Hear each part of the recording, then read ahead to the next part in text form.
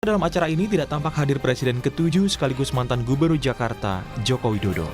Dan kini publik tinggal menunggu kejutan apa yang akan disampaikan kedua mantan Gubernur Jakarta, Anies dan Ahok. Tim Liputan, Kompas TV. Pertemuan antara ex-gubernur Jakarta Anies Baswedan dan Ahok jadi pemandangan langka. Apalagi keduanya kita tahu sempat bersaing ketat di Pilkada Jakarta. Dan yang cukup menarik, pernyataan baik Anies dan juga Ahok yang sama-sama mengaku akan ada kejutan di tahun 2025 ini. Apa sebenarnya kejutannya? Apakah ini berkaitan dengan percaturan politik? Pagi ini kita akan bahas dengan sejumlah narasumber, diantaranya sudah hadir di studio. Ada juru bicara dari Anies Baswedan, sudah ada Pak Sahrin Hamid. Selamat pagi Pak Sahrin. Pagi. Kabar baik ya Pak Sahrin? Alhamdulillah. Iya, baik. baru di 2 hari tahun 2025 ya? Ya, baru 2 hari. Oke, kemudian ada melalui sambungan daring, juru bicara PDI Perjuangan, ada Mas Ciko Hakim. Selamat pagi Mas Ciko. Pagi Disti, pagi Bung Sahrin. Iya, Ya, pagi, bagaimana Bung sudah Ciko. selesai ya liburannya ya? Kayaknya masih nih. Kemudian juga nanti akan bergabung, kemudian ada pengamat politik dari Tres Politika, ada Mas Agung Baskoro, tapi nanti akan bergabung kemudian.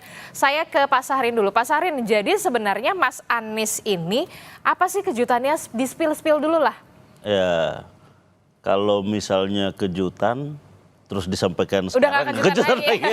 Paling nggak clue-cluenya, apakah benar Ya. memang seperti yang dikatakan oleh Pak Ges Khalifa ini mengatakan memang akan ada pembentukan ormas dan segala macamnya, atau bagaimana? Atau kan mungkin Mas Anies atau Pak Ahok akan membentuk semacam kayak liga begitu yang kemudian isinya mantan-mantan gubernur Jakarta, kan kita nggak tahu. Ya.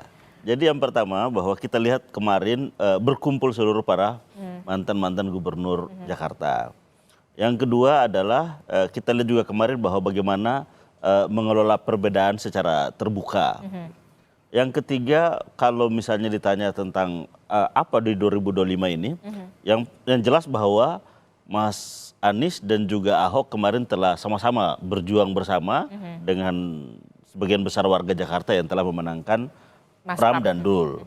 Nah, tentunya momentum ini kan tidak hanya berakhir kebersamaannya di situ, tapi tentunya kan masih ada jalan panjang menuju bagaimana membangun Jakarta menyala. Nah, dalam rentang waktu yang sangat dekat misalnya, kita melihat bahwa bulan depan ya sudah diproyeksikan untuk pelantikan Mas Pram dan Bang Dul. Tentunya ada sebuah proses yang disiapkan untuk di situ. Nah, bisa jadi, ya kita kan nggak tahu, bisa jadi bahwa dalam rentang menyiapkan proses itu ya Mas Anies dan juga Ahok dan yang lainnya ya selalu diminta saran, pandangan, pendapat. Jadi semacam penasihat lah ya? Ya itu kan dari Mas Pram dan Bang Dul tentunya yang nanti akan dilantik. Tapi bahwa dari sisi apa namanya, ya ini kan kita tidak tahu kejutannya ini seperti apa. Tapi bahwa itu bisa menjadi bagian dari sesuatu momentum yang akan bersama Mas Anies dan juga Ahok. Yang kedua, ya kita juga lihat bahwa memang Mas Anies punya perencanaan yang sudah dirumuskan sejak lama dan sudah sangat matang untuk meluncurkan organisasi kemasyarakatan yang berorientasi sosial ataupun kegiatan-kegiatan sosial yang nyata. Nah, ini juga dalam waktu dekat. Nah, dan tentunya kebersamaan Mas Anies dan juga PDI Perjuangan. Nah, ini juga sesuatu hal yang menarik. Selama ini mungkin ya, selama ini begitu panjang waktu orang melihat bahwa sangat sulit bekerja sama misalnya dalam dua poros ini. Tapi ternyata bahwa itu bisa terjadi.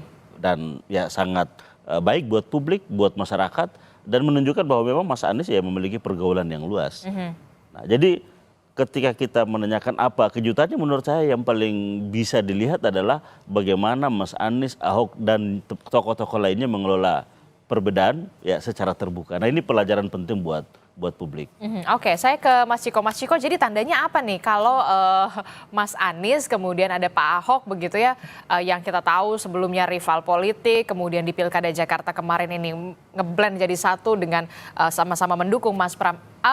Apakah mungkin kemudian Pak Ahok ada pembicaraan soal ya udahlah Mas Anies gabung aja lah, atau gimana nih sebenarnya tanda-tandanya? Ya, terkait itu tentu yang lebih tahu adalah mereka berdua yang saling berbisik ya. Jadi kami juga tidak begitu juga kemudian diceritakan bisik-bisik di antara keduanya secara detail. Tapi yang pertama, saya ingin mengajak juga seluruh masyarakat, dan saya rasa ini juga sudah dirasakan oleh seluruh masyarakat, untuk bersyukur bahwa kita melihat keakraban dua tokoh bangsa ini. Kita nggak hanya bisa bilang keduanya hanyalah mantan gubernur yang sukses, tapi kita juga harus bisa menempatkan mereka pada posisi yang lebih tinggi dari itu, karena mereka sesungguhnya adalah dua tokoh yang mempunyai gagasan-gagasan dan juga followers atau para pendukung yang cukup masif di seluruh Indonesia. Apalagi kalau Mas Anies kan terbukti tadi dari hasil pilpresnya didukung oleh banyak masyarakat Indonesia juga. Jadi Pak Ahok juga begitu, kita tahu mempunyai dukungan bukan hanya di Jakarta tapi di seluruh Indonesia. Tapi itu semua memang berbasis gagasan, jadi bukan berbasis kultus individu atau apapun yang sifatnya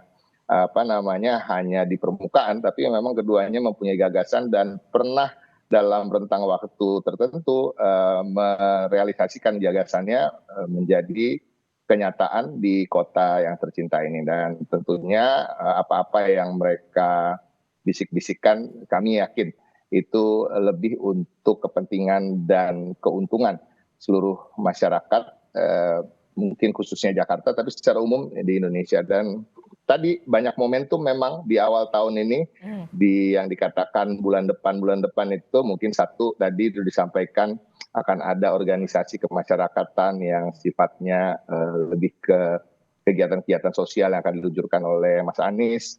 Kemudian juga kalau PDI Perjuangan sendiri bulan Februari akan menggelar kongres, ya kan. Mas Pramono Anung dan Rano Karno akan dilantik sebagai gubernur dan wakil gubernur. Jadi ada 3 momentum yang saya rasa kehadiran keduanya bisa jadi menjadi kejutan. Sebagai apa ya kita lihat aja nanti. Oke, kita lihat saja nanti, tapi banyak juga publik yang tampaknya sudah tidak sabar begitu ya Mas Ciko. Mas Ciko, kalau berbicara soal nama Anies Baswedan dan juga Basuki Cahayapurnama, ini kan kita tahu mereka keduanya adalah tokoh yang kemudian punya pengaruh besar, tidak hanya di Jakarta tapi juga di luar Jakarta. Mungkinkah kemudian bisikan-bisikan antara keduanya ini soal bisikan politik?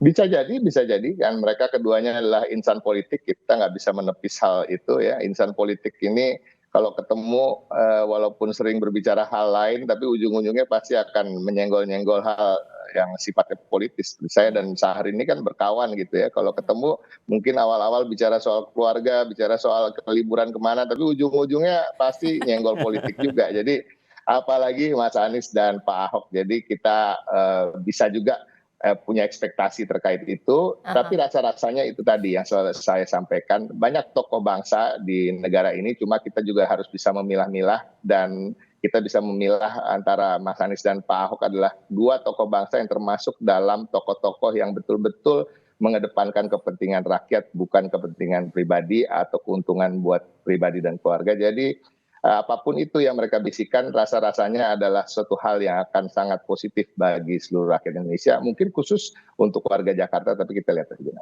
Tapi sayang ya, kemarin itu walau ada Pak Ahok, ada Mas Anies juga, dan juga pimpinan-pimpinan Jakarta begitu ya sebelumnya, tapi tidak ada Pak Jokowi begitu.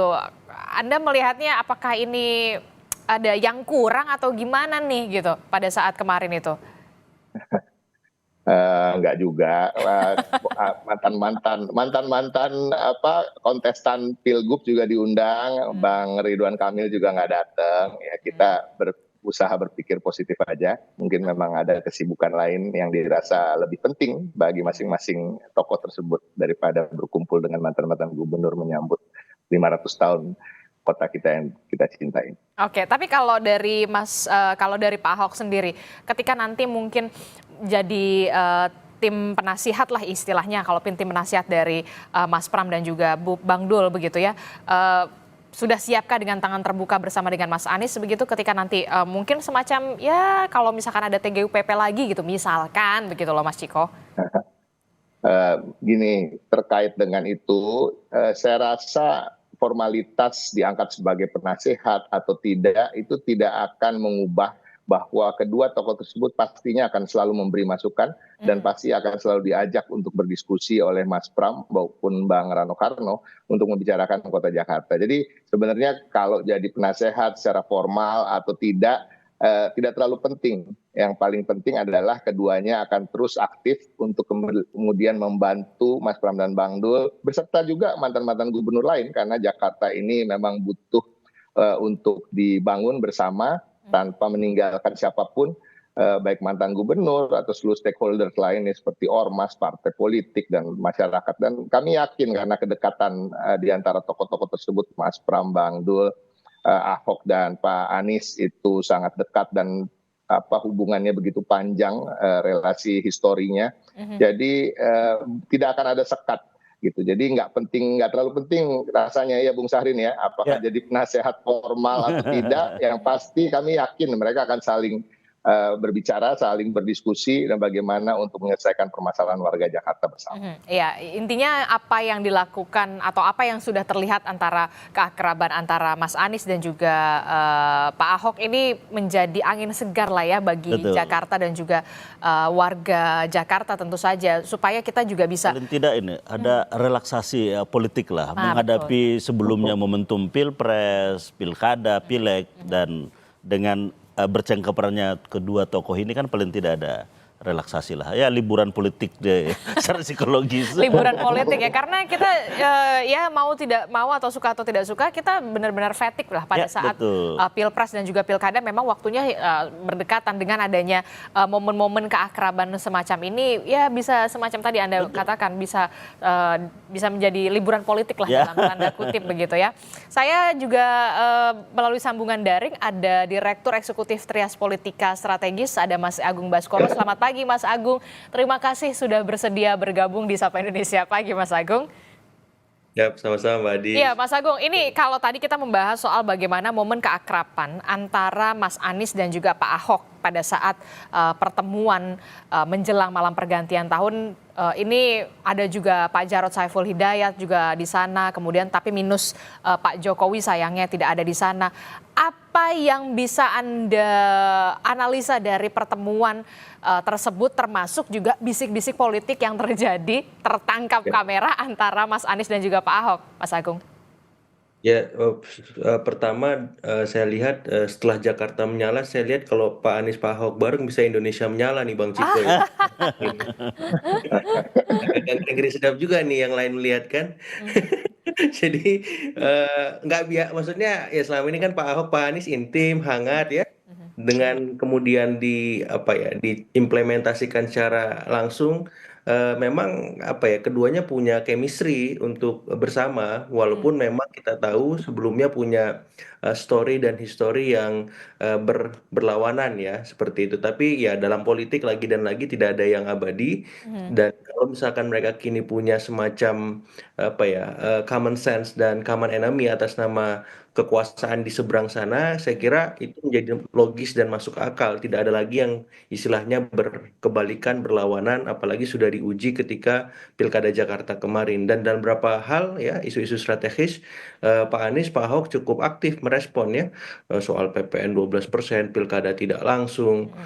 Kemudian ada beberapa hal yang saya kira itu hal yang positif, konstruktif bagi, saya nggak ngomongin Jakarta lagi Mbak Adis, tapi ngomong lebih luas lagi ya yang tadi Anda sebutkan Indonesia menyala.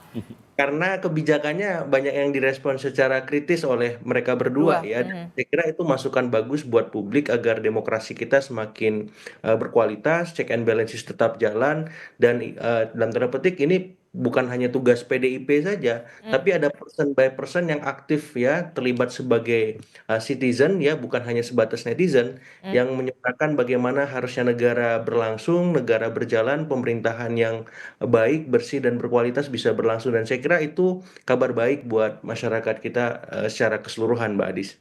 Berarti kalau Anda tidak lagi mengatakan soal lingkungan Jakarta saja, skupnya Jakarta, tapi lebih luas secara umum Indonesia, bisa saya katakan apakah ini the next 2029 yang memang sudah disiapkan sejak dini?